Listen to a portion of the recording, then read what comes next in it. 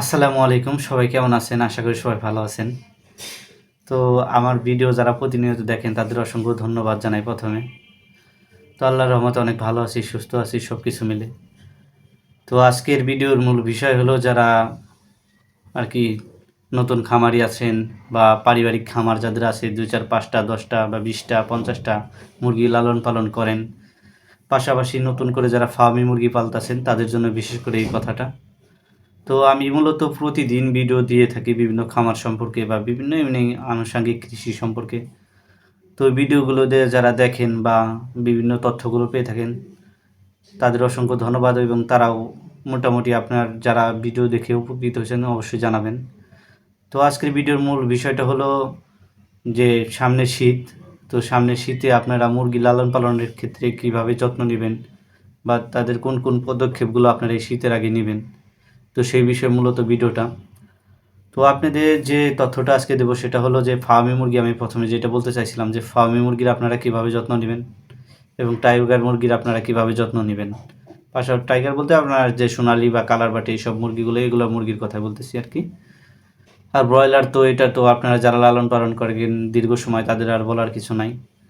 আমার মূলত ভিডিওটাই পারিবারিক খামার বা ২-৪টা মুরগি যারা পালে ৫টা, 10টা, 20টা বা 100টা। তো ফার্মি মুরগির ক্ষেত্রে আপনার এই শীতে আগাম যে সতর্কতাটা সেটা হলো যে ফার্মি মুরগির একটাই সমস্যা, সেটা হলো ঠান্ডা। তো ঠান্ডাটা আপনার যে বিষয়গুলো সতর্ক থাকতে হবে সেটা হলো প্রথম পর্যায়ে আপনার যে ঘরে যে যদি মুরগি ছোটো হোক বড় হোক, যে আশেপাশে যে আবহাওয়াটা তাপমাত্রা সেই বিষয়টা খেয়াল রাখতে হবে। বাহিরের বাতাস, এগুলো ঠান্ডা বাতাসগুলো যাতে না আসে সেই দিকে লক্ষ্য রাখতে হবে। পাশাপাশি যে মুরগির লিটার বা নিচে যে কাঠের গুঁড়ি সেটা শুকনো রাখতে হবে, মেজোটা শুকনো রাখতে হবে ভিজা থাকলে আর কি। পাশাপাশি আপনার আরেকটা জিনিস করা যায় সেটা হলো আপনার যে তাপমাত্রা যে একটা কয়লার যদি আগুনের ব্যবস্থা, যারা মানে লাইটের ব্যবস্থা না করতে পারেন, কয়লার আগুন মানে একটা ঝুড়িতে রেখে বা ওই টিনের যে ইটা আছে ওইখানে রেখে দিতে পারেন এক সাইডে।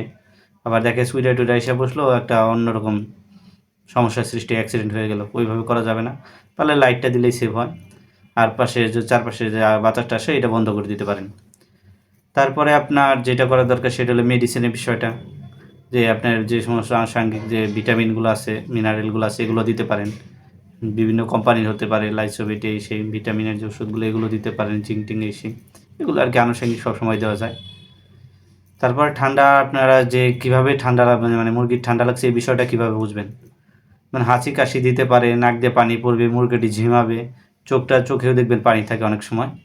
তো এই বিষয়গুলো লক্ষ্য করলে আপনার পাশাপাশি ভেটেরিনারি চিকিৎসক আছে যা তাদের সাথে পরামর্শ করতে পারেন, বা যার কাছে খাদ্য আনেন তার সাথে যোগাযোগ করে যে কোনো ওষুধ বা ভেটেরিনারি ওষুধ থেকে দোকান থেকে ওষুধ নিয়ে আনে ওষুধ দিতে পারেন। তো এই বিষয়গুলো আপনারা করতে পারেন। আর সেম একই অবস্থা যে অন্যান্য মুরগিগুলো, এগুলো ঠান্ডার বিষয়ে লক্ষ্য রাখতে হবে, চারপাশটা একটু আটকে রাখতে, গরম রাখার ব্যবস্থা করতে হবে। যদি ছোট বাচ্চা হয়ে থাকে সেই ক্ষেত্রে আপনার যে দেখা যাচ্ছে জিরো বাচ্চা, এগুলোর জন্য আপনার 32 থেকে 34 ডিগ্রি তাপমাত্রার ভিতরে রাখতে হবে 100%। আর লিটারটা অবশ্যই পরিষ্কার রাখবেন, নিচে পারলে কাঠের গুঁড়ো দিতে পারেন বা ধানের তুষ দিতে পারেন, এই সমস্তগুলো দিতে পারেন। মানে এই মেজোটা সবসময় যেন পরিষ্কার থাকে। আর পারলে সবচেয়ে যেটা গুরুত্বপূর্ণ বিষয় সেটা হলো পানি, অনেক সময়। তো পানিটা আপনারা সবসময় চিন্তা করুন গরম উষ্ণ পানিটা দেওয়ার জন্য, একদম ঠান্ডা পানিটা না দেওয়াটাই ভালো আর কি। তো এটা কোনো মতেই দেবেন না। আর কি বলবো, এই হলো আজকের ভিডিও। তো এই বিষয়গুলো আপনি যদি আর কোনো তথ্য থাকে বা অন্য কিছু জানার থাকে অবশ্যই আমার ভিডিওর কমেন্টে জানাবেন যে আপনাদের কোন বিষয়ে কোন তথ্যটা লাগবে আর কোন খাবারটা, মানে আনুষঙ্গিক সব খামার সম্পর্কে আপনারা মোটামুটি একটা তথ্য পাবেন। তো যাদের যদি কোনো কিছু জানার দরকার থাকে অবশ্যই আমার কমেন্টে জানাবেন, পরবর্তীতে ভিডিওতে আর কি অবশ্যই দেওয়ার চেষ্টা করব।